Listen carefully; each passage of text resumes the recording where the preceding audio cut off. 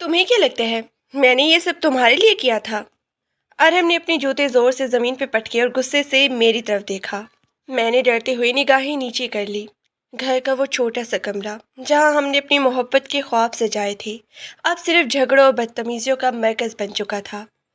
मैंने तो बस ये कहा था कि घर में राशन खत्म हो गया। अरहम, तुम इस बात पे इतना क्यों भड़क रहे हो?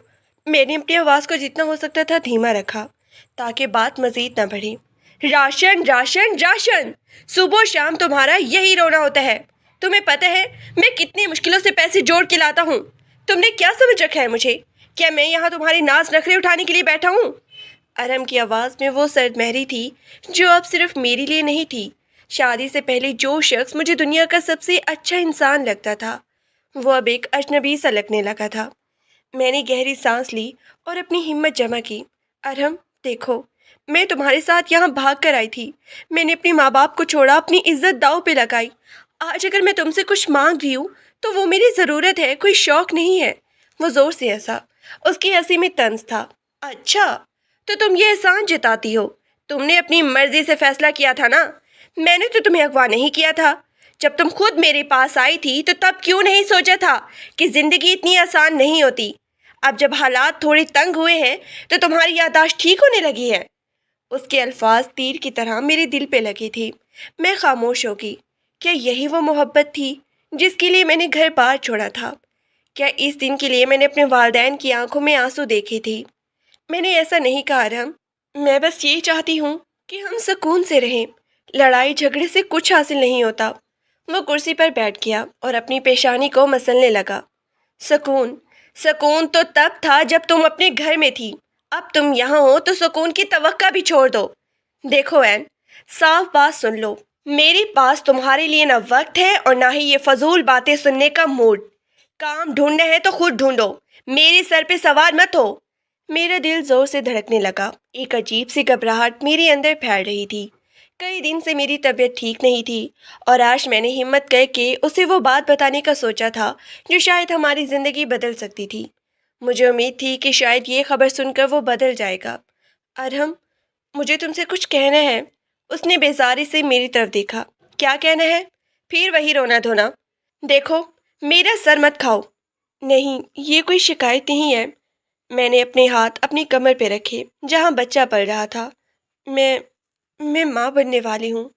अरहम, हम माँ बाप बनने वाले हैं। वो एकदम साकित हो गया। उसके चेहरे के तासुरात बदल गए। पहले तो उसे यकीन नहीं आया, फिर उसकी आंखों में गुस्सा और नफरत की जगह जज्बात उमड़ आए। क्या बकवास कर रही हो तुम? वो कुर्सी से उठ खड़ा हुआ।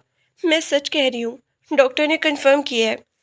मैंने उसे उम्मीद भरी नज़रों से देखा। उसने मुझे धुतकार दिया और कमरे में टहलने लगा। तुम्हें क्या लगता है ये खबर सुन के मैं खुश हो जाऊंगा? तुमने ये क्या किया एंड? क्या तुम्हारा दिमाग ठिकाने नहीं है? क्या हम इस काबिल हैं कि एक बच्चे की जिम्मेदारी उठा सके? तुमने सोचा भी है कि ये बच्चा हमारा क्या हाल करेगा? मैं हैरान रह गई थी। क्या उसे खुश होना चाहिए था? हम मियाँ बीवी थे, हमारे यहाँ बच्चा होने वाला था। ये तो खुशी का मकाम होना चाहिए था। अरहम, ये हमारे खून का हिस्सा है, ये हमारी निशानी है। तुम ऐसा क्यों कह रहे हो? अल्लाह रिस्क देने वाला है। वो मेरी तरफ तेजी से बढ़ा और मेरा बाजू जोर से पकड़ लिया। अल्लाह रिस्क देने वाला है तो तुम मुझसे राशन के पैसे क्यों मांग रही थी? अपनी जुबान बंद करो। मुझे ये बच्चा नहीं चाहिए। समझ रही हो तुम? मुझे अपनी जिंदगी बर्बाद नहीं करनी। तुम ये क्या कह रही हो? ये गुनाह है, ये हमारा बच्चा है। मैं रोती हुई चिल्लाई। मैंने कहा ना, ये मेरा बच्चा नहीं है। तुमने खुद ये सब अपने गले डाला है, अब खुद भुगतो।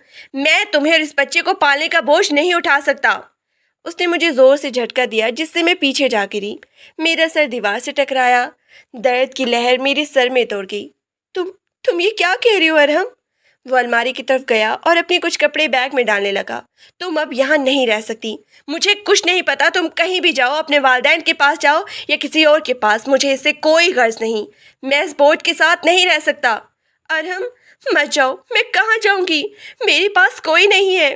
तुमने कहा था ना कि तुम मेरा साथ दोगी। मैं उसके पैरों में बैठ गई। उसने मेरे हाथ झटक दिए और दरवाजे की तरफ बढ़ गया। वो सब बातें थी एन, और बातें वक्त के साथ बदल जाती है। तुमने अपनी जिंदगी का फैसला खुद किया था, अब इसका नतीजा भी खुद भुगतो। मैं तुम्हें तलाक देता हूँ। उसके मुंह से वो अल्फाज निकले जिनका मुझे ख्वाब में भी डर नहीं था। طلاق! وہ لفظ جو میری وجود کو ہلا کے رکھ گیا۔ ارحم پلیز ایسا مت کرو، میں مر جاؤں گی۔ وہ رکا نہیں، مڑ کر بھی نہیں دیکھا۔ دروازہ بند ہونے کی آواز کمرے میں گونجی، جیسے میرے دل پر کسی نے بھاری پتھر مارا ہو۔ میں فرش پہ بیٹھی رہ گئی، اکیلی، بے سہارا، اور ایک ایسی حقیقت کے ساتھ جو اب میرے پیٹ میں پڑ رہی تھی۔ کمرے میں سناٹا چھا گیا تھا، صرف میری سسکیوں کی آواز آ رہی تھی۔ میرا ماضی، میرا حال اور میرا مستقبل، سب کچھ اس ایک لمحے میں بکھر کے رہ گیا تھا۔ میں نے محبت کے نام پہ کیا پایا تھا؟ میں نے سب کچھ کھو دیا تھا۔ ارحم کے قدموں کی چاپ سیڑھیوں پر گونجی اور پھر خاموشی کا ایک بھاری سناٹا کمرے میں اتر آیا۔ این جو بھی چند لمحے پہلے تک شوہر کے پیروں میں گھری ہوئی منتیں کر رہی تھی، اب ساکت بیٹھی تھی۔ اس کے بالوں میں الجھے ہوئے جھوڑے سے ایک لٹ نکل کر چہرے پہ آ گری تھی، لیکن اسے سنبھالنے کی سدھ بدھ نہ تھی۔ کمرے میں جلتا ہوا بلب جلملا رہا تھا، جس کی پیلی روشنی میں ہر چیز بکھری ہوئی لگ رہی تھی۔ ارحم کا بیگ، جسے وہ جلدی میں الماری سے نکالتے ہوئے پھینک گیا تھا، ایک کونے میں پڑا تھا۔ چائے کا وہ کپ جو تھوڑی دیر پہلے فرش پہ گر کے ٹوٹا تھا، ابھی تک وہیں بکھرا ہوا تھا۔ این کی نظریں ان سفید ٹکڑوں پر جمی تھی۔ ایک باریک ٹکڑا اس کے پیر کے قریب آ کر رکا تھا۔ اس نے آہستہ سے اپنا ہاتھ اپنے پیٹ پہ رکھا۔ یہ غیر ارادی حرکت تھی، اندر کوئی ہلکی سی جنبش ہوئی، یا شاید یہ صرف اس کا وہم تھا، مگر این کے اندر ایک ٹھنڈی لہر دوڑ گئی۔ وہ جو ابھی تک صدمے کی وجہ سے پتھر بنی ہوئی تھی، اب اسے حقیقت کا احساس ہونے لگا تھا۔ وہ اب اکیلی نہیں تھی۔ کمرے کی کھڑکی سے باہر گلی کا شور اندر آ رہا تھا۔ کوئی ریڑھی والا آواز لگا رہا تھا، دور کہیں کسی کے گھر میں ٹیلی ویژن کی آواز آ رہی تھی۔ یہ عام سی زندگی تھی جو باہر چل رہی تھی، اور این کی زندگی جو ایک ہی لمحے میں جہنم بن چکی تھی۔ اس نے اٹھنے کی کوشش کی، اس کے جسم میں کپکپاہٹ تھی۔ وہ لڑکھڑاتے ہوئے بیڈ کی طرف بڑھی اور اس پر بیٹھ گئی۔ بیڈ پر ارحم کی خوشبو ابھی تک موجود تھی، ایک سستی سی کولون کی مہک جو اسے کبھی بہت پسند تھی، اب ناگوار لگ رہی تھی۔ اس نے تکیے کو دیکھا۔ ارحم نے اسے طلاق دی تھی 3 بار۔ وہ الفاظ اس کے کانوں میں ابھی بھی گونج رہی تھی، ایک قانونی حق، ایک معاشرتی حقیقت، لیکن این کے لیے یہ اس کی دنیا کا خاتمہ تھا۔ وہ دیر تک وہاں بیٹھی رہی، نظر دیوار پہ لگی گھڑی پر تھی۔ سیکنڈ کی سوئی ٹک ٹک کر کے آگے بڑھ رہی تھی۔ وقت نہیں رکا تھا، کسی کو پرواہ نہیں تھی کہ اس کے ساتھ کیا ہوا ہے۔ اسے یاد آیا کہ کیسے وہ اپنے ماں باپ کو چھوڑ کے آئی تھی۔ تب اسے لگا تھا کہ ارحم ہی اس کی دنیا ہے، اس کی کائنات ہے۔ آج جب وہ کائنات بکھر گئی تھی تو اسے سمجھ آیا کہ وہ گھر سے کتنا دور آ چکی تھی۔ وہ اٹھی اور الماری کی طرف گئی۔ اسے اب یہاں نہیں رہنا تھا، یہ جگہ اب اس کے لیے دم گھٹنے والی ہو گئی تھی۔ اس نے ایک پرانا سا بیگ نکالا۔ اس کے پاس بہت کچھ نہیں تھا، بس چند کپڑے، 1-2 کتابیں اور کچھ جیولری جو اس کی ماں نے اسے جہیز میں دینے کی بجائے اس وقت چھپا کر دی تھی جب وہ بھاگ رہی تھی۔ کپڑے بیگ میں ڈالتے ہوئے اس کے ہاتھ کانپ رہے تھے۔ اس نے ہر چیز کو ایک بار دیکھا۔ اسے یاد آیا کہ یہ سوٹ ارحم نے اس کی سالگرہ پہ لیا تھا۔ اس نے وہ سوٹ ہاتھ میں لیا، تھوڑی دیر اسے چھوا اور پھر اسے بیگ میں نہیں بلکہ بستر کے کونے پر پھینک دیا۔ اسے اب ارحم کی دی ہوئی کسی بھی نشانی کی ضرورت نہیں تھی۔ بیگ بند کر کے وہ کمرے کے بیچ میں کھڑی ہوئی۔ اسے ایک آخری بار اس جگہ کو دیکھنا تھا۔ یہی وہ کمرہ تھا جہاں اس نے امیدیں باندھی تھی، جہاں اس نے لڑائیاں کی تھی اور جہاں آج اس کی شکست کا اعلان ہوا تھا۔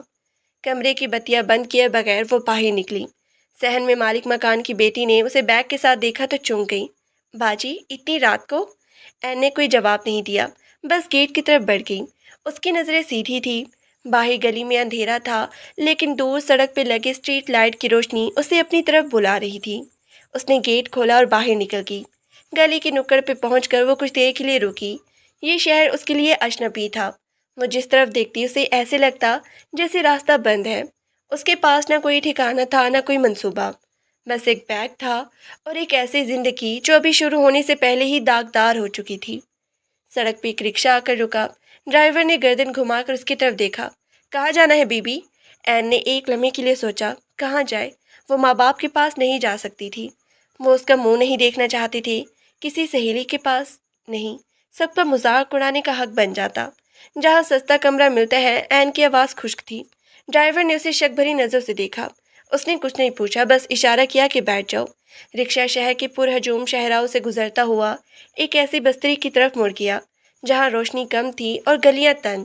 ارد گرد کی عمارتیں پرانی تھیں جن کی دیواروں سے سیم زدہ پیڑیاں اتر رہی تھی۔ رکشا ایک کچی سی گلی میں جا کر رکا۔ یہاں مل جائے گا، ڈرائیور نے کہا۔ این رکشے سے اتری۔ یہاں کی فضا میں مٹی اور گندگی کی بو تھی۔ وہ ایک دروازے کے سامنے جا کے رکی جہاں ایک بوڑھی عورت بیٹھی حقہ پی رہی تھی۔ این نے ہمت کر کے بات شروع کی۔ کمرہ کرائے کے لیے۔ بوڑھی عورت نے حقہ ایک طرف رکھا اور این کو اوپر سے نیچے تک دیکھا۔ اس کی نظریں این کے چہرے پہ تھم گئی۔ اکیلی ہو؟ جی اکیلی ہوں۔ این کی آواز میں کوئی لرزش نہیں تھی۔ اب وہ ڈر سے باہر نکل چکی تھی۔ اب صرف ایک بقا کی جنگ تھی جو شروع ہو رہی تھی۔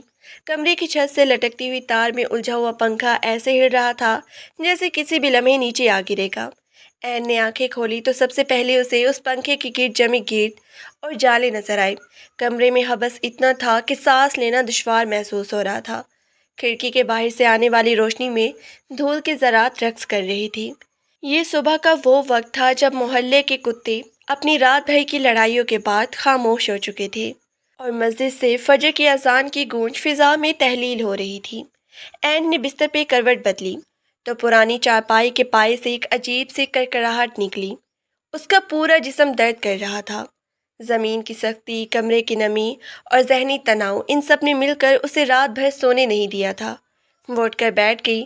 سر چکرایا، بھوک اور پیاس کا احساس اس کے معدے میں مروڑ اٹھ رہا تھا۔ اس نے اپنے ہاتھ سے پیٹ کو سہلایا جو ہلکا سا ابھرنے لگا تھا۔ وہ ننھی سی جان جو اس کی تمام تر مصیبتوں کا مرکز تھی اب اسے اپنی بقا کے لیے لڑنے پر مجبور کر رہی تھی۔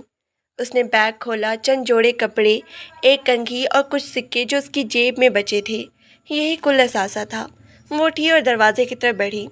دروازے کی کنڈی زنگ آلودہ تھی۔ اس نے اسے کھولا تو باہر کا منظر سامنے آیا۔ سامنے گھر کی دیوار پر کائی جمی ہوئی تھی اور وہاں سے پانی ٹپک کر ایک چھوٹے سے گڑھے میں جمع ہو رہا تھا۔ یہ وہ گلی تھی جہاں اسے زندگی گزارنی تھی۔ گلی میں خاموشی تھی۔ وہ دبے پاؤں نیچے اتری۔ کچن جو محیط سے کونا تھا وہاں ایک ٹوٹا ہوا نلکا لگا تھا۔ این نے پانی پیا۔ ٹھنڈا تو نہیں تھا لیکن گلے کی خشکی مٹا گیا۔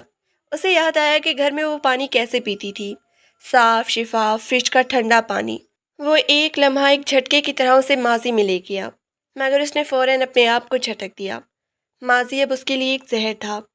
جو وہ واپس اوپر کی طرف مڑی تو سامنے والی دہلیز پر وہی بوڑھی عورت بیٹھی حقہ پی رہی تھی۔ اس کی آنکھیں جو جھریوں کے پیچھے چھپی تھی این کے وجود کو چھلنی کر رہی تھی۔ او لڑکی، عورت نے گلا صاف کرتی ہوئی آواز دی۔ این رک گئی۔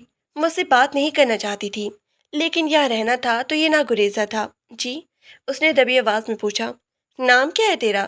کل سے دیکھ رہی ہوں نہ کوئی آتا ہے نہ جاتا ہے۔ خاوند کو فون کیا؟ اسے کہہ دے کہ یہ مسافر خانہ نہیں ہے، لوگ یہاں مستقل رہتے ہیں۔ این نے ایک مصنوعی مسکراہٹ چہرے پہ لائی۔ نام این ہے اور وہ کام کے سلسلے میں باہر گیا ہے، جلدی آ جائے گا۔ بوڑھی عورت نے حقے کا کش لیا اور دھواں فضا میں چھوڑ دیا۔ کام کام کام، آج کل کے مردوں کا کام کبھی ختم نہیں ہوتے۔ دیکھ بیٹا، یہ محلہ ہے، یہاں شرافت چلتی ہے۔ اکیلی عورت بغیر کسی مرد کے یہاں زیادہ دن نہیں ٹک سکتی، لوگ باتیں بنائیں گے۔ این نے سر ہلایا اور تیزی سے سیڑھیاں چڑھ گئی۔ اس کے کانوں میں اس عورت کے الفاظ کسی زہریلی مکھی کی طرح بھن بھنا رہے تھے۔ لوگ باتیں بنائیں گے، یہ جملہ پاکستان کے ہر معاشرتی ڈھانچے کا سب سے بڑا ڈر تھا۔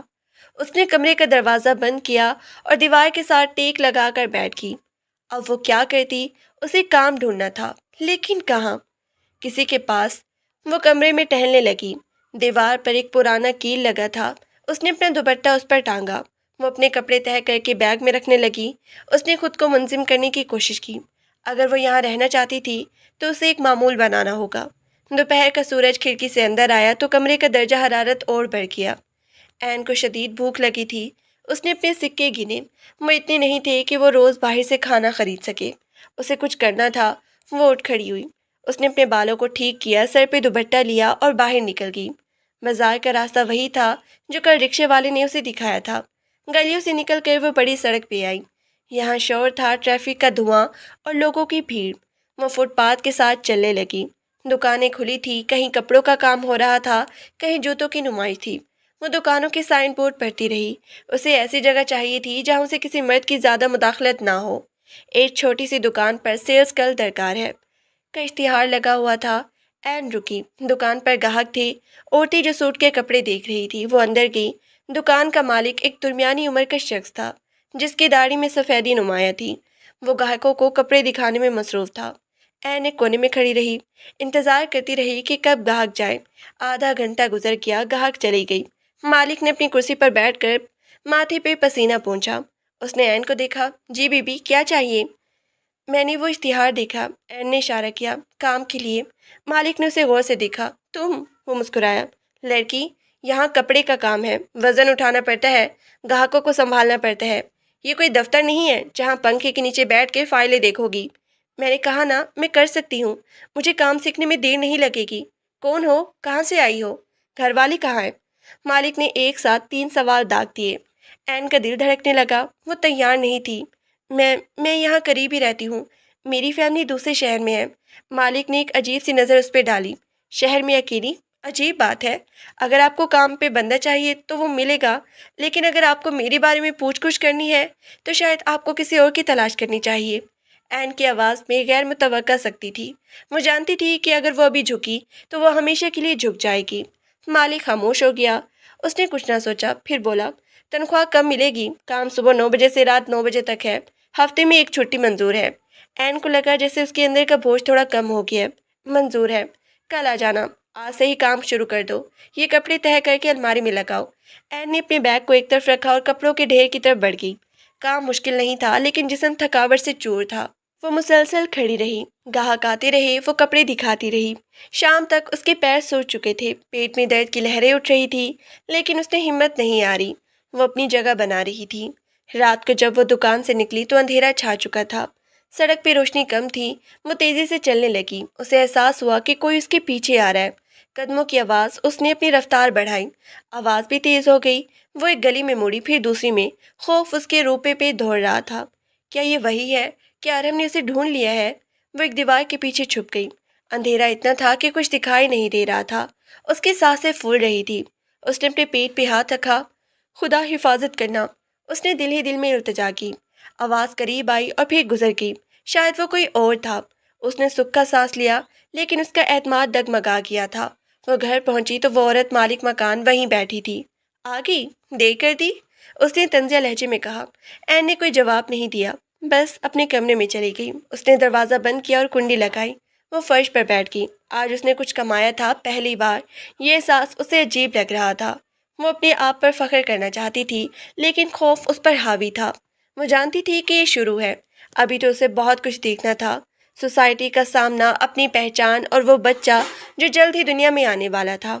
उसने कमरे की छत को देखा। मकड़ी का जाला वहीं था, लेकिन अब उसे वो खाली नहीं लग रहा था। वो एक कहानी का हिस्सा थी। अगले चंद दिन इसी तरह गुजरे। सुबह जाना, काम करना, शाम को वापस आना। वो किसी से बात नहीं करती थी। वो अपनी दुनिया में गुम रहती। मालिक, जिसका नाम हाजी साहब था, अब उस पर कुछ एतमाद करने लगा था। वो सिर्फ काम की चीज़ समझने लगा था। एक दिन दुकान पर एक और औरत आई। वो हाजी साहब की बेटी मालूम होती थी। वो एन के पास आई और मुस्कुरा के बोली, तुम्हारा नाम एन है ना? मेरे वालिद बताते हैं कि तुम बहुत मेहनती हो। एन ने नज़र उठाई और हल्का से सर हिलाया। मैं भी पढ़ती हूँ, कॉलेज जाती हूँ। तुम्हें देखकर लगता है कि तुम भी पढ़ी लिखी हो। एन खामोश रही। उसे नहीं मालूम था कि क्या कहे। तुम फिक्र ना करो, यहाँ सब ठीक है। हाजी साहब थोड़े सख्त हैं, लेकिन दिल की बुरी नहीं है। इस बात ने एन को थोड़ा सुकून दिया। कम अज कम कोई तो था जिसने उसे इंसान समझा, ना कि कोई मशकूक वजूद। लेकिन शाम को जब वो वापस लौटी तो उसने देखा कि उसके कमरे के बाहर कोई खड़ा है। एक मर्द। उसका दिल धड़कना भूल गया। क्या ये अरहम है? नहीं, वो थोड़ा दुबला पतला था। करीब जाने पे मालूम हुआ कि ये मालिक मकान का बेटा था, जिसका नाम सलीम था। वो कुछ मुरम्मत कर रहा था। आ गई? सलीम ने उसे देखते हुए कहा। एन ने सर हिलाया और दरवाजे की तरफ बढ़ने लगी। सुनो, सलीम ने उसे पुकारा, तुम्हारे कमरे की छत से पानी टपक रहा है। मैंने कहा ठीक कर दूं ताकि तुम्हें तकलीफ ना हो। शुक्रिया, एन ने कहा और अंदर चली गई। उसने दरवाज़ा बंद किया। वो सलीम पे एतबार नहीं कर सकती थी। यहाँ हर मर्द की नज़र में एक अजीब सी चमक थी। वो जानती थी कि एक अकेली औरत का इस बस्ती में रहना कितना ख़तरनाक हो सकता था। उसने अलमारी को दरवाजे के आगे लगा दिया। वो एक मोहतियात थी। वो चारपाई पे लेट गई। उसका जिस्म उसे जवाब दे रहा था। काम की ज़्यादती और हमल की कमज़ोरी। उसने आंखें बंद कर ली। उसे नींद नहीं आ रही थी। وہ سوچ رہی تھی کہ کیا یہ سب ختم نہیں ہوگا، کیا اسے کبھی سکون ملے گا۔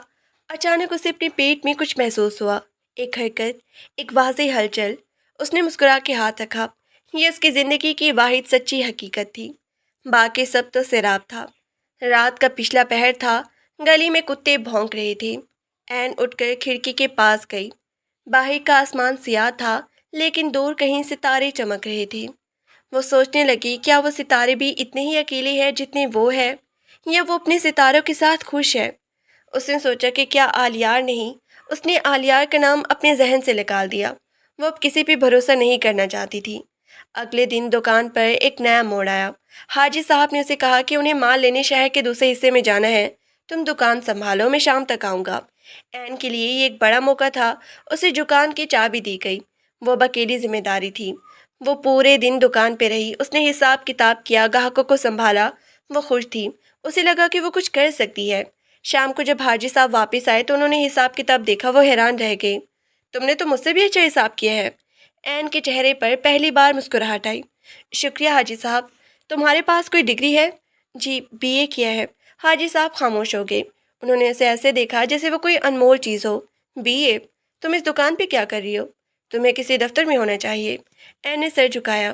قسمت حاجی صاحب، قسمت نہیں ہے، حالات۔ حاجی صاحب نے کہا، تمہیں آگے پڑھنا چاہیے۔ میں تمہیں صرف ایک دکاندار نہیں سمجھوں گا، تم لائق ہو۔ اس تعریف نے عین کو ہمت دی۔ وہ مزید خواب دیکھنے لگی تھی۔ شاید وہ پڑھا سکے، شاید وہ کہیں اور نوکری کر سکے۔ اس نے سوچا کہ اسے کمپیوٹر سیکھنا چاہیے، شاید IT۔ اسے کچھ سمجھ نہیں آ رہا تھا، لیکن ایک امید پیدا ہو گئی تھی۔ وہ رات اسے بہت ہی اچھی نیند آئی۔ اسے لگا جیسے وہ آہستہ آہستہ اس گڑھے سے نکل رہی ہے جس میں وہ گر گئی تھی۔ لیکن سوسائٹی کا کیا وہ اسے جینے دے گی؟ ایک دن جب وہ دکان سے واپس آ رہی تھی تو اسے کچھ لڑکے ملے، وہی جو گلی میں بیٹھے تاش کھیلتے تھے۔ اوئے یہ دیکھو، شہر والی بی بی آ رہی ہے، ایک نے آواز کسی۔ عین نے نظریں نیچے رکھی اور تیز چلنے لگی۔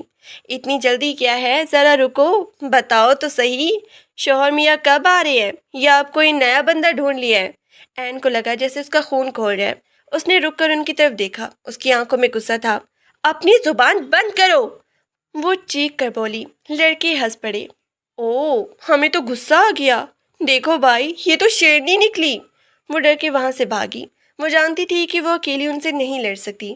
وہ گھر پہنچی تو اس کا دل زور سے دھڑک رہا تھا۔ وہ کمرے میں داخل ہوئی تو اسے لگا کہ وہ محفوظ نہیں ہے۔ وہ رات بھر جاگتی رہی۔ وہ سوچتی رہی کہ کیا اسے یہاں سے چلا جانا چاہیے؟ نہیں، وہ کہاں جائے گی؟ اسے یہیں رہنا تھا، اسے یہیں لڑنا تھا۔ اسے اپنی عزت، اپنی زندگی، اپنے بچے کو بچانا تھا۔ اس رات اس نے ایک فیصلہ کیا، وہ اب کمزور نہیں رہے گی، وہ اب خاموش نہیں رہے گی۔ اگر کوئی اسے تنگ کرے گا تو وہ خاموش نہیں بیٹھے گی۔ اس نے اپنے بیگ سے ایک چھری نکالی اور تکیے کے نیچے رکھ دی۔ وہ اب تیار تھی۔ صبح ہوئی تو وہ دکان کے لیے نکلی۔ وہ اب ڈر نہیں رہی تھی۔ اس کے چہرے پر ایک ٹھہراؤ تھا۔ لڑکوں نے اسے دیکھا، شاید وہ کچھ بولنا چاہتے تھے، لیکن عین کی نظر دیکھ کر وہ خاموش ہو گئے۔ دکان پر حاجی صاحب نے اسے دیکھا۔ آج کچھ الگ ہی لگ رہی ہو۔ میں صرف خود کو بدل رہی ہوں حاجی صاحب۔ حاجی صاحب مسکرائے۔ یہی زندگی ہے، جو گر کے نہیں اٹھتا وہ مر جاتا ہے۔ عین نے کام شروع کیا۔ اس نے آج کپڑوں کو ایک نئی انداز میں سجایا۔ گاہکوں کو پسند آیا۔ حاجی صاحب کی دکان پہ رش بڑھ گیا۔ عین کو لگا جیسے وہ اب صرف ایک دکاندار نہیں بلکہ ایک نئی انسان بن رہی ہے۔ وہ اپنی تنہائی کو ایک طاقت بنا رہی تھی۔ وہ اپنی تکلیف کو ایک تجربہ بنا رہی تھی۔ وہ اب ارحم کی بیوی نہیں تھی، وہ اب ایک آزاد عورت تھی۔ صبح کے 7 بجے کا وقت تھا۔ عین اپنی چارپائی پہ بیٹھی تھی۔ کمرے میں روشنی آ چکی تھی، مگر اس کا ذہن اب بھی اندھیرے میں تھا۔ اس کا پیٹ آہستہ آہستہ ابھرنے لگا تھا اور اب اسے اپنے کپڑے سنبھالنے میں مشکل پیش آ رہی تھی۔ وہ قمیض کے نیچے ایک چھوٹا سا اسکارف باندھ لیتی تھی تاکہ کسی کو شک نہ ہو، لیکن یہ کب تک چلتا؟ وہ جانتی تھی کہ یہ راز زیادہ دیر چھپنے والا نہیں ہے۔ اس نے اٹھ کر پانی کا گلاس ہونٹوں سے لگایا۔ گلا خشک تھا، آج بازار کا کام بہت تھا۔ حاجی صاحب نے کہا تھا کہ گرمیوں کا نیا اسٹاک آ رہا ہے، اس لیے دکان پہ جلد پہنچنا ہے۔ وہ اٹھی اور الماری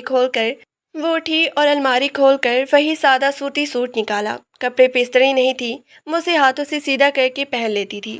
جب وہ گلی سے باہر نکلی تو اس کی نظریں نیچے تھی۔ وہ اب ان لڑکوں سے نہیں ڈرتی تھی، لیکن ان کی نظروں سے ناگوار گزرتی تھی۔ وہ گلی کے نکڑ پہ پہنچی تو وہی 3 لڑکے وہاں موجود تھے۔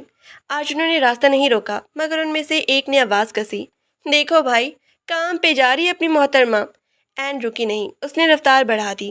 وہ جانتی تھی کہ اگر وہ ان سے الجھی تو وقت ضائع ہوگا۔ اس کا مقصد زندگی میں عزت سے جینا تھا، نہ کہ ان اوچھی حرکتوں کا جواب دینا۔ دکان پر پہنچ کر اس نے شٹر اٹھایا۔ حاجی صاحب ابھی نہیں آئے تھے۔ اس نے جلدی سے فرش پہ پانی کا چھڑکاؤ کیا اور جھاڑو دی۔ یہ کام اسے پہلے برا لگتا تھا، لیکن اب اسے یہ معمول کا حصہ تھا۔ جب تک حاجی صاحب آئے، اس نے دکان کے تمام کپڑوں کو ترتیب سے لگا دیا تھا، جوڑے کے حساب سے، رنگوں کے حساب سے۔ حاجی صاحب دکان میں داخل ہوئے اور دکان کی حالت دیکھ کر مسکرائے۔ بیٹی، تم نے تو کمال کر دیا، یہ سٹینڈ تو میں نے خود بھی اتنی صفائی سے نہیں لگا پاتا۔ این دھیمی سی مسکراہٹ دی۔ یہ میری ذمہ داری ہے حاجی صاحب۔ دن کا آغاز ہوا، گاہک آنا شروع ہو گئے۔ این اب لوگوں کو ڈیل کرنے میں ماہر ہو چکی تھی۔ وہ جانتی تھی کہ کون سی خاتون کو کیا پسند آئے گا۔ وہ صرف کپڑے نہیں بیچ رہی تھی، وہ ان کی پسند کو سمجھ رہی تھی۔ ایک بوڑھی عورت دکان پر آئی جسے نظر کا مسئلہ تھا۔ این نے اس کے ساتھ آدھا گھنٹہ گزارا، اسے کپڑے دکھائے، ان کا رنگ سمجھایا، اور تب تک نہیں چھوڑی جب تک اسے اپنی پسند کا سوٹ نہیں مل گیا۔ بوڑھی عورت نے جاتے ہوئے اسے دعائیں دی۔ بیٹی، اللہ تمہیں خوش رکھے، تیرے جیسا صبر تو آج کل کی بچیوں میں ہے ہی نہیں۔ یہ جملہ این کے لیے کسی بڑی کمائی سے کم نہیں تھا۔ دوپہر کے وقت جب رش کم ہوا تو ایک سیاہ رنگ کی گاڑی دکان کے باہر آ کر رکی۔ دکان کے باہر سڑک پر دھول اڑ رہی تھی۔ گاڑی کے دروازہ کھلا اور آلیار باہر نکلا۔ اس نے ایک سادہ سی قمیض اور جینز پہن رکھی تھی۔ وہ دکان کے اندر آیا۔ حاجی صاحب کھڑے ہو گئے۔ آئے آلیار صاحب، کیا حال ہے؟ آلیار نے حاجی صاحب سے ہاتھ ملایا، پھر اس کی نظر دکان کے کونے میں بیٹھی این پہ پڑی۔ وہ اسے پہچان گیا تھا۔ این نے فوراً نظریں فائل میں گاڑ لی۔ اس کا دل تیزی سے دھڑکنے لگا۔ وہ نہیں چاہتی تھی کہ آلیار اسے یہاں دیکھے۔ اسے اپنا ماضی، اپنی کمزوری، اپنی یہ چھوٹا سا وجود کسی کے سامنے لانا اچھا نہیں لگتا تھا۔ آلیار، حاجی صاحب کسی نئے آرڈر کے بارے میں بات کرنے لگا۔ وہ آواز دکان میں گونج رہی تھی۔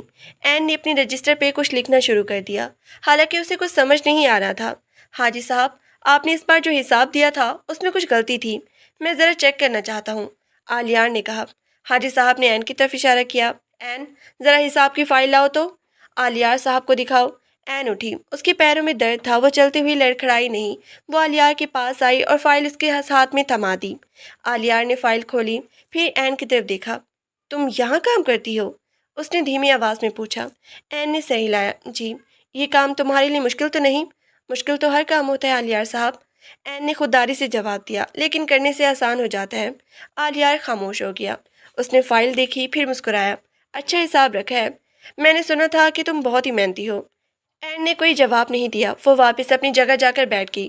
اسے محسوس ہو رہا تھا کہ آلیار اسے دیکھ رہا ہے۔ اس کی نظروں میں وہ ہمدردی نہیں تھی جو وہ ڈر رہی تھی، بلکہ ایک قسم کا احترام تھا۔ آلیار کچھ دیر حاجی صاحب سے بات کرتا رہا اور پھر چلا گیا۔ جاتے ہوئے اس نے ایک بار پھر دکان کی طرف دیکھا۔ حاجی صاحب نے این کو دیکھا۔ آلیار بڑا شریف لڑکا ہے، اس علاقے کے بڑے تاجروں میں سے ایک، تم پریشان مت ہو، وہ بس اپنا کام کر رہے ہیں۔ این نے ہاں میں سر ہلایا، مگر وہ جانتی تھی کہ آلیار کا یہاں آنا محض کام نہیں تھا۔ اس رات جب وہ گھر لوٹی تو اسے لگا کہ وہ تھوڑی سی بہتر پوزیشن میں ہے۔ اس نے دکان کے حساب سے کچھ پیسے بچا لیے تھے۔ اس نے راستے میں 1 کلو آٹا اور تھوڑی سی دال خریدی۔ وہ گھر پہنچی تو سلیم، مالک مکان کا بیٹا، چھت پر بیٹھا تھا۔ اس نے این کو دیکھ کر آواز دی، این بی بی، وہ چھت ٹھیک کر دی ہے، اب پانی نہیں ٹپکے گا۔ این نے نیچے سے ہاتھ جوڑے۔ شکریہ سلیم بھائی۔ وہ کمرے میں داخل ہوئی۔ اس نے آگ جلائی اور کھانا پکانے لگی۔ کمرے میں دھوئیں کی بو پھیل گئی۔ اس نے ایک پلیٹ میں کھانا نکالا اور بیٹھ گئی۔ آج کا دن اچھا گزرا تھا، کام، عزت اور سکون۔ لیکن جیسے ہی وہ کھانا کھانے لگی، باہر سے شور سنائی دیا۔ وہ لڑکے جو گلی میں بیٹھے تھے شاید نشے میں تھے۔ وہ دروازے پہ آ کے رک گئے۔ اوئے، اندر کون ہے؟ کھول دروازہ، ایک نے چیخ کر کہا۔ این کا ہاتھ رک گیا، اس کا کھانا گلے میں اٹک گیا۔ اس نے فوراً دروازے کی کنڈی چیک کی، وہ مضبوط تھی۔ لگتا ہے گھر پہ کوئی نہیں ہے، دوسرے نے کہا۔ وہ باہر دروازے کو لاتے مارنے لگا۔ دروازہ لرز اٹھا۔ این کا دل منہ کو آ رہا تھا۔ اس نے وہ چھری اٹھا لی جو اس نے تکیے کے نیچے رکھی تھی۔ وہ کمرے کے کونے میں دبک گئی۔ میں جانتی ہوں تم اندر ہو، لڑکے نے آواز دی۔ کھولو ورنہ ہم اسے توڑ دیں گے۔ این کی آنکھوں سے آنسو بہنے لگے۔ اس نے اپنے پیٹ پہ ہاتھ رکھا۔ خدا میری مدد کر۔ تبھی گلی میں کسی اور کے آنے کی آواز آئی، سلیم کی آواز۔ کیا کر رہی ہو تم لوگ؟ سلیم چیخا۔ تمہارا کیا کام؟ دفع ہو جاؤ، لڑکوں نے کہا۔ یہ میری کرایہ دار ہے، اسے تنگ مت کرو ورنہ میں پولیس کو بلا لوں گا۔ سلیم کی آواز میں سختی تھی۔ لڑکے کچھ دیر بحث کرتے رہے، پھر گالیاں بکتے ہوئے چلے گئے۔ گلی میں خاموشی چھا گئی۔ این کی جان میں جان آئی۔ وہ فرش پر بیٹھ گئی، اس کا پورا جسم کانپ رہا تھا۔ وہ چھری اس کے ہاتھ سے چھوٹ کر دور جا گری۔ اس نے سلیم کا شکریہ ادا کرنا چاہا، لیکن وہ اتنی ہمت نہیں رکھتی تھی کہ دروازہ کھولے۔ وہ وہیں فرش پر سو گئی۔ اسے نیند نہیں آئی۔ وہ سوچ رہی تھی کہ کب تک وہ اس طرح جیے گی، کب تک وہ اپنی عزت، اپنی جان بچانے کے لیے ہر لمحہ ڈر کے سائے میں رہے گی۔ صبح ہوئی تو وہ اٹھی۔ اس کا جسم درد کر رہا تھا۔ اس نے سوچا کہ اسے یہاں سے نکلنا ہوگا۔ یہ جگہ محفوظ نہیں ہے، لیکن کہاں جائے؟ پیسے کم تھے۔ دکان پر پہنچ کر حاجی صاحب نے اسے دیکھا۔ کیا ہوا؟ تم اتنی اداس کیوں لگ رہی ہو؟ این نے حاجی صاحب کو سب بتا دیا۔ حاجی صاحب کا چہرہ غصے سے سرخ ہو گیا۔ یہ بدتمیز لڑکی، تم فکر مت کرو، میں آج ہی محلے کے بڑوں سے بات کرتا ہوں۔ این نے سر ہلایا۔ اسے نہیں لگتا تھا کہ کسی کے بات کرنے سے کچھ بدلے گا۔ اس دن دکان پر آلیار پھر آیا۔ اس بار اس کے ساتھ 2 اور آدمی تھے۔ وہ کوئی نیا کام شروع کر رہی تھی۔ حاجی صاحب سے بات کرنے کے بعد وہ این کے پاس آیا۔ میں نے سنا ہے کہ کچھ لڑکے تمہیں تنگ کر رہے ہیں، اس نے سیدھا پوچھا۔ این چونک گئی۔ آپ کو کیسے پتا؟ یہ چھوٹا شہر ہے این، یہاں خبریں بہت تیزی سے پھیلتی ہیں۔ آلیار کی آنکھوں میں کیسی سختی تھی جو پہلے نہیں تھی۔ میں ٹھیک ہوں، حاجی صاحب بات کر لیں گے۔ حاجی صاحب کی بات شاید وہ نہ مانے۔ آلیار نے جیب سے اپنا کارڈ نکالا اور اسے میز پہ رکھ دیا۔ اس پہ میرا نمبر ہے، اگر کوئی دوبارہ تمہیں تنگ کرے تو فوراً کال کرنا۔ میں پولیس کو نہیں بلاتا، میں خود نپٹتا ہوں۔ این اس کی طرف دیکھا۔ وہ ایک مضبوط انسان تھا، اس کا اعتماد اسے طاقت دے رہا تھا۔ شکریہ آلیار صاحب۔ مجھے شکریہ مت کہو، بس اپنا خیال رکھو، تم اکیلی نہیں ہو۔ چاہے تمہیں ایسے لگتا ہو۔ وہ چلا گیا۔ این کارڈ کو دیکھتی رہی۔ کیا اسے اس کارڈ کی ضرورت پڑ سکتی تھی؟ وہ نہیں چاہتی تھی کہ وہ آلیار پر انحصار کرے، لیکن کیا اس کے پاس کوئی اور راستہ تھا؟ وہ دکان کا کام کرنے لگی۔ آج اس نے ایک نئی چیز دیکھی۔ ایک عورت دکان پر آئی، وہ بھی اکیلی تھی۔ وہ دکان کے سامنے والے فلیٹ میں رہتی تھی۔ اس نے این سے بات کی۔ تم دکان پہ کام کرتی ہو، کتنی ہمت والی ہو۔ این مسکرائی۔ مجبوری ہے آپی۔ مجبوری نہیں، یہ زندگی ہے۔ ہم عورتیں تو پیدا ہی لڑنے کے لیے ہوئی ہیں۔ تم اپنا خیال رکھا کرو۔ اس عورت سے بات کر کے اسے سکون ملا۔ اسے لگا کہ وہ اکیلی نہیں ہے، اس دنیا میں اور بھی عورتیں ہیں جو لڑ رہی ہیں۔ وہ بھی اپنی زندگی میں لڑ رہی تھی۔ اس نے سوچا کہ شاید اسے پڑھائی شروع کر دینی چاہیے۔ دکان کے کام کے بعد وہ رات کو پڑھ سکتی تھی، وہ کتابیں خرید سکتی تھی، وہ اپنے لیے ایک نئی دنیا بنا سکتی تھی۔ اس نے حاجی صاحب سے اجازت مانگی۔ حاجی صاحب، کیا میں دکان بند ہونے کے بعد تھوڑی دیر رک کر پڑھ سکتی ہوں؟ حاجی صاحب مسکرائے۔ ضرور بیٹی، تم پڑھو۔ اگر تمہیں کوئی کتاب چاہیے تو بتانا۔ این کو لگا جیسے اس کی زندگی کی گاڑی پٹری پہ آ رہی ہے۔ وہ اب صرف ایک طلاق یافتہ عورت نہیں تھی، وہ ایک ایسی عورت تھی جو خواب دیکھ رہی تھی، لیکن خوابوں کی تعبیر اتنی آسان نہیں ہوتی۔ اس رات جب وہ واپس آئی تو دروازے پر ایک پرچی پڑی تھی۔ اس نے اسے اٹھایا۔ اس پر لکھا تھا، تم جہاں بھی چھپ جاؤ میں تمہیں ڈھونڈ لوں گا ارحم۔ این کا دل زور سے دھڑکا۔ ارحم؟ وہ اسے کیسے ڈھونڈ سکتا ہے؟ کیا وہ واقعی اس کے پیچھے ہے؟ وہ کمرے میں داخل ہوئی اور دروازہ بند کر دیا۔ وہ چھری دوبارہ نکالی۔ اس بار وہ چھری اس کے ہاتھ میں تھی۔ وہ جانتی تھی کہ ارحم آئے گا، اور جب وہ آئے گا تو وہ تیار ہوگی۔ وہ کمزور این نہیں تھی جو گھر سے بھاگی تھی، وہ بھی ایک ماں تھی، ایک محنتی عورت تھی، اور ایک ایسے انسان تھی جو اپنی جنگ لڑنا جانتی تھی۔ وہ چارپائی پہ بیٹھ گئی۔ اس نے پرچی کو پھاڑ کے پھینک دیا۔ آجو ارحم، وہ سرگوشی میں بولی۔ اس بار بازی تمہاری نہیں میری ہوگی۔ کمرے میں سناٹا تھا۔ باہر گلی میں کتے بھونک رہے تھے، لیکن ایب اب نہیں ڈر رہی تھی۔ وہ اپنے بچے کے بارے میں سوچنے لگی۔ اس کا بچہ اس دنیا میں، اس کا مستقبل۔ وہ اکیلی نہیں تھی، اس کے پاس اس کا بچہ تھا، اور اس بچے کے لیے وہ کچھ بھی کر سکتی تھی۔ صبح کا سورج جب طلوع ہوا تو وہ کسی جنگجو کی طرح تیار تھی۔ اس نے آئینے میں خود کو دیکھا۔ چہرہ زرد تھا، آنکھوں کے گرد ہلکے سیاہ حلقے ابھر آئے تھے، لیکن آنکھوں میں وہ ڈر نہیں تھا جو چند دن پہلے تھا۔ اس نے بالوں کو سلیقے سے جوڑا، دوپٹہ سر پہ مضبوطی سے اڑا، اور چھری کو اپنے بیگ کے ایک ایسے خانے میں رکھا جہاں سے وہ پلک جھپکتے میں نکال سکتی تھی۔ دکان پہ پہنچ کر اس نے معمول کا کام شروع کر دیا۔ حاجی صاحب اسے دیکھ کر تھوڑے ٹھٹکے۔ این، تم ٹھیک ہو؟ رات سوئی نہیں کیا؟ جی حاجی صاحب، بس کچھ کام یاد آ گیا تھا۔ اس نے جھوٹ بولا۔ وہ نہیں چاہتی تھی کہ حاجی صاحب کو ارحم کے بارے میں بتا کر انہیں کسی نئی مصیبت میں ڈالے۔ دن کے وقت کڑیل گرمی میں گزر رہا تھا۔ دکان میں گاہکوں کا تانتا بندھا ہوا تھا۔ این کپڑے دکھا رہی تھی، حساب کر رہی تھی، لیکن اس کا ہر حواس چوکس تھا۔ ہر بار جب دکان کا دروازہ کھلتا اور کوئی اجنبی اندر آتا، اس کی سانس کچھ پل کے لیے رک جاتی، اسے لگتا جیسے ارحم ابھی بھی کسی بھی وقت کسی بھی بھیس میں سامنے آ جائے گا۔ یہ وہم اسے اندر ہی اندر کھائے جا رہا تھا۔ دوپہر کے وقت جب آلیار دکان پر آیا تو عین کو محسوس ہوا کہ دکان کا ماحول بدل گیا ہے۔ آلیار آج بہت ہی سنجیدہ لگ رہا تھا۔ اس نے حاجی صاحب سے بات کرنے کے بعد سیدھا عین کی طرف رخ کیا۔ عین، اس بار اسے نام لے کر پکارا، تمہاری طبیعت آج کچھ ٹھیک نہیں لگتی۔ عین نے سر اٹھایا۔ آلیار کی گہری آنکھیں جیسے اس کے اندر کا سارا حال پڑھ رہی تھی۔ میں ٹھیک ہوں آلیار صاحب، جھوٹ بولنا تمہاری عادت بن گئی ہے، آلیار نے مسکراہٹ کے بغیر کہا۔ تمہیں کس چیز کا ڈر ہے نا؟ عین خاموش ہو گئی۔ اسے لگا کہ اگر اس نے ایک لفظ بھی بولا تو وہ رو پڑے گی۔ آلیار نے تھوڑی دیر انتظار کیا، پھر ایک کاغذ کا ٹکڑا اس کی طرف بڑھایا۔ یہ وہ نمبر ہے جو میں نے پہلے دیا تھا، کیا تم نے اسے سیو کیا ہے؟ جی کیا ہے۔ تو پھر استعمال کیوں نہیں کرتی؟ آلیار نے دھیمی آواز میں کہا۔ دیکھو، میں ایک بزنس مین ہوں، جذباتی باتیں کرنا میرا کام نہیں ہے، لیکن میں آنکھوں میں دیکھ کر یہ بتا سکتا ہوں کہ سامنے والا کس مشکل میں ہے۔ تمہیں کسی سے خطرہ ہے نا؟ عین نے گہری سانس لی۔ اس کا دل چاہ رہا تھا کہ وہ سارا بوجھ اتار دے، لیکن اسے اپنی خودداری کا پاس تھا۔ میں اپنی حفاظت خود کر سکتی ہوں۔ آلیار کچھ پل تک اسے دیکھتا رہا، جیسے وہ اس کے الفاظ کے پیچھے چھپے معنی کو سمجھ جاؤ۔ حفاظت کرنا اور بات ہے، اور اکیلے لڑنا اور بات۔ میں تم پر دباؤ نہیں ڈال رہا، لیکن یاد رکھنا، اس علاقے میں میری بات کی ایک اہمیت ہے۔ اگر ارحم یا کوئی اور تمہیں تنگ کرے تو مجھے بتانا تمہاری کمزوری نہیں، تمہاری حکمت عملی ہوگی۔ اس نے ارحم کا نام لیا تو عین کے رونگٹے کھڑے ہو گئے۔ کیا اسے پتہ چل گیا تھا؟ وہ آلیار کی طرف دیکھنا بھول گئی۔ آلیار نے اپنا سر ہلایا، حاجی صاحب سے اجازت لی اور دکان سے باہر نکل گیا۔ آلیار کے جانے کے بعد عین کو ایک عجیب سا تحفظ محسوس ہوا، مگر ساتھ ہی ایک نئی تشویش بھی۔ اگر ارحم نے آلیار کو دیکھا تو؟ شام کو دکان بند کرتے ہوئے حاجی صاحب نے اسے ایک لفافہ تھمایا۔ یہ تمہاری تنخواہ سے کچھ زیادہ ہے، تم نے دکان کو بہت سنبھالا ہے۔ نہیں حاجی صاحب، یہ بہت زیادہ ہے، عین نے انکار کیا۔ لے لو، کل سے تم نے پڑھنا بھی شروع کرنا ہے، کتابوں اور فیس کا خرچہ کہاں سے لاؤ گی؟ حاجی صاحب نے اسے شفیق نظر سے دیکھا۔ میں دیکھ رہا ہوں تم آگے بڑھنے کی تڑپ ہے، اسے ضائع مت ہونے دینا۔ عین کی آنکھوں میں نمی آ گئی۔ اس نے وہ لفافہ سنبھال لیا۔ یہ اس کی محنت کی کمائی تھی، اس کے خوابوں کا پہلا زینہ۔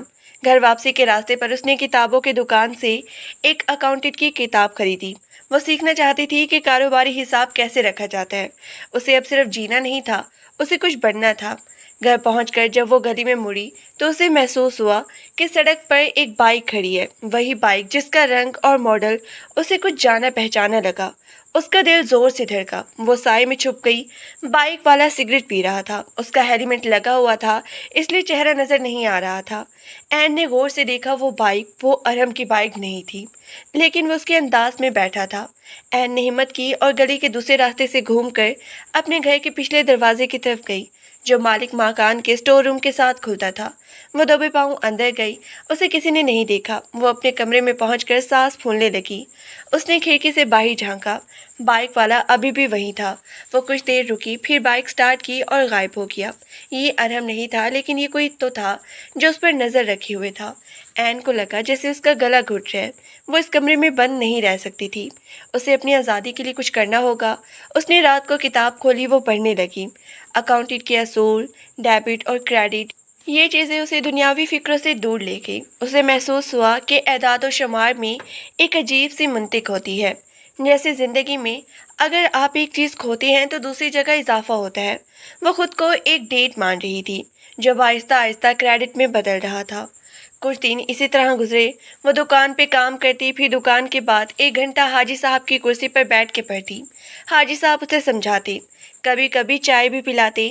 یہ وقت اس کے لیے جنت جیسا تھا۔ اس دوران وہ آلیار سے بھی ملتی رہی۔ آلیار کا آنا اب معمول بن گیا تھا۔ وہ آتا، دکان کے مسائل دیکھتا اور جاتے ہوئے عین سے کوئی نہ کوئی ایسی بات کہتا جو اسے حوصلہ دیتی۔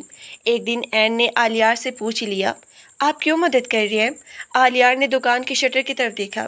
شاید اس لیے کہ میں نے اپنے والد کو بھی ایک ایسی ہی صورتحال سے گزرتے دیکھا ہے۔ تب کوئی مدد کرنے والا نہیں تھا۔ آلیار کا لہجہ اتنا زیادہ تھا کہ عین کے پاس کوئی جواب نہیں تھا۔ پھر وہ دن آیا جس کا اسے ڈر تھا۔ ہفتے کی شام تھی، دکان پہ رش کم تھا، حاجی صاحب گھر گئے ہوئے تھے اور عین اکیلی دکان سنبھال رہی تھی۔ اچانک دروازہ کھلا اور ایک سایہ اندر آیا۔ عین نے سر اٹھایا تو اس کی روح کانپ گئی۔ ارحم، وہ وہی تھا لیکن اب اس کے حلیے میں ایک عجیب سی وحشت تھی۔ وہ کچھ دن کی مسافت کے بعد یہاں پہنچا تھا۔ اس کے کپڑے میلے تھے اور آنکھوں میں ایک پاگل پن تھا۔ مل گئی؟ ارحم ہنسا۔ اس کی ہنسی میں وہ پرانی تلخی تھی۔ این نے فوراً کاؤنٹر کے نیچے اپنا ہاتھ ڈالا جہاں اس نے چھری چھپا رکھی تھی۔ تم یہاں کیسے؟ این کی آواز نکلی مگر وہ کانپ نہیں رہی تھی۔ تم نے کیا سوچا تھا میں نہیں ڈھونڈ پاؤں گا؟ ارحم دکان کے اندر داخل ہوا اور دروازہ اپنے پیچھے بند کر دیا۔ میں نے تمہیں ہر جگہ تلاش کیا۔ تم ایک امیر آدمی کی دکان پر بیٹھی ہو، کیا یہی تمہاری اوقات ہے؟ این نے چھری اپنے ہاتھ میں مضبوطی سے پکڑ لی۔ یہاں سے نکل جاؤ ارحم، میں وہ لڑکی نہیں ہوں جسے تم ڈرا کے رکھتی تھی۔ ارحم نے اس کی طرف ایک قدم بڑھایا۔ او، تم بہت ہی بہادر بن کی ہو۔ دیکھو ذرا کتنی بہادر ہو۔ وہ تیزی سے آگے بڑھا۔ این نے چھری نکالی۔ اس کی آنکھوں میں اب ڈر نہیں بلکہ ایک ایسی آگ تھی جس نے ارحم کو بھی چونکا دیا۔ نزدیک مت آنا، این چیخی۔ میں نے پولیس کو بلانے کے لیے بٹن دبا دیا ہے۔ آلیار صاحب کے لوگ بھی ابھی یہاں پہنچ جائیں گے۔ یہ جھوٹ تھا مگر ارحم رک گیا۔ وہ آلیار کے نام سے واقف نہیں تھا لیکن اسے لگا کہ این اب اکیلی نہیں تھی۔ آلیار؟ وہ کون ہے؟ ارحم نے غصے سے پوچھا۔ وہ ہے جس نے مجھے تم جیسے درندوں سے بچایا ہے، این بلند آواز میں کہا، اور اگر تم نے ابھی یہاں سے قدم نہ نکالا تو میں چیخ کر پورے بازار کو اکٹھا کر لوں گی۔ کیا تم چاہتے ہو کہ لوگ دیکھیں تمہارا اصل چہرہ؟ ارحم نے ارد گرد دیکھا۔ دکان میں سامان تھا، کاؤنٹر تھا۔ وہ جانتا تھا کہ یہاں کوئی بھی ہنگامہ اس کے لیے برا ہوگا۔ یہ صرف شروعات ہے این، اس نے دانت پیستے ہوئے کہا۔ تمہیں لگتا ہے کہ تم مجھ سے بچ جاؤ گی؟ تم ایک ایسی مصیبت میں پھنسنے والی ہو جس کا تمہیں اندازہ بھی نہیں ہے۔ وہ مڑا اور باہر جانے لگا۔ جاتے اس نے دکان کے کچھ کپڑے فرش پہ پھینک دیے۔ ارحم کے جانے کے بعد این فرش پہ بیٹھ گئی۔ اس کا ہاتھ ابھی بھی چھری پر تھا۔ اس کے کپڑے پسینے سے بھیگ چکے تھے۔ اسے یقین نہیں آ رہا تھا کہ وہ بچ گئی ہے۔ کچھ دیر بعد آلیار دکان پر آیا۔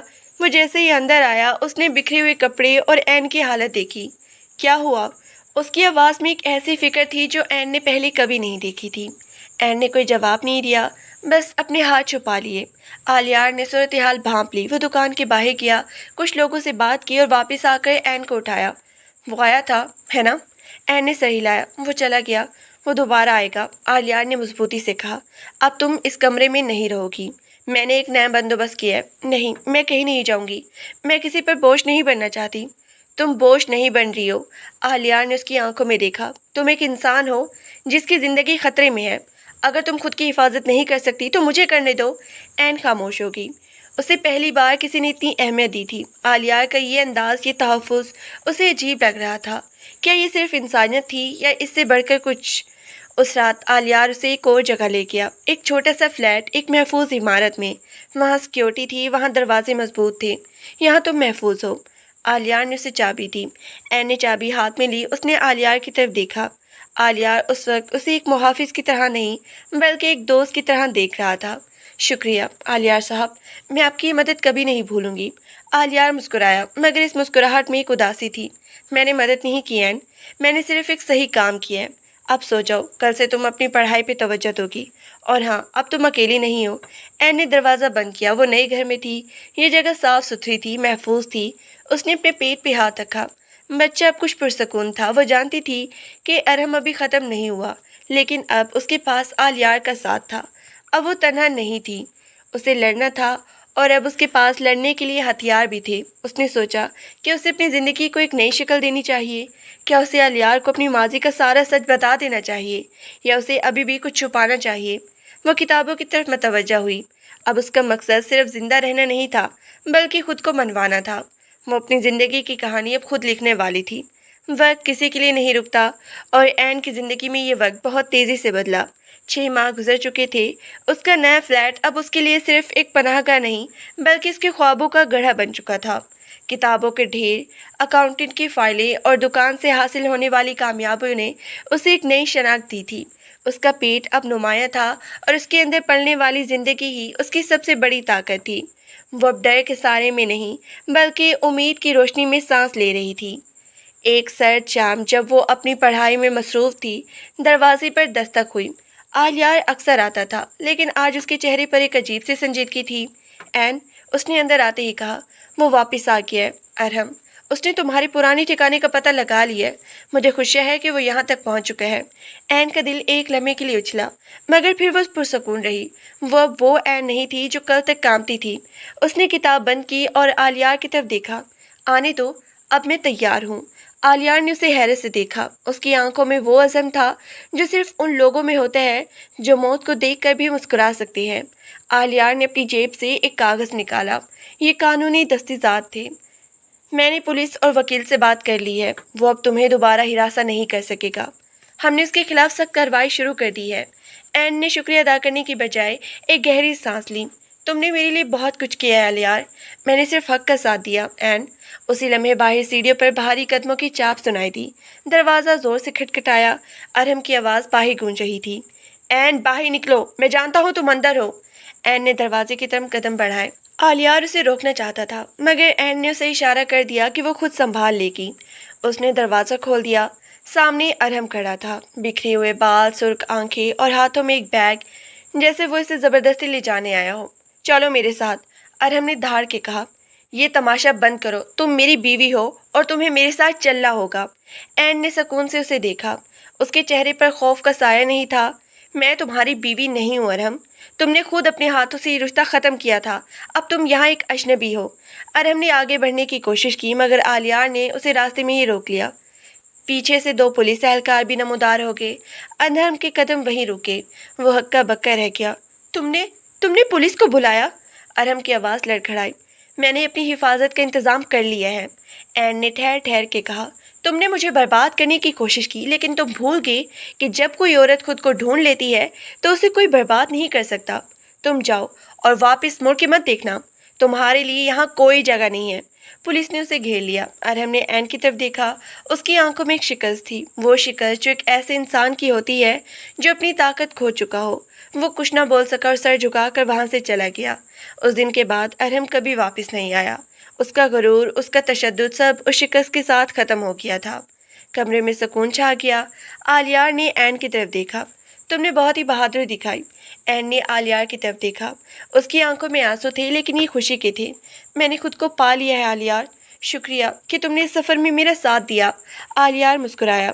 یہ تمہارا اپنا سفر تھا این، میں تو صرف ایک ساتھی تھا۔ کچھ ماہ بعد این کی زندگی میں بہار آ گئی۔ اس کی گود میں ایک ننھی سی جان تھی، اس کا بچہ۔ اس کی زندگی اب تنہائی کا شکار نہیں تھی۔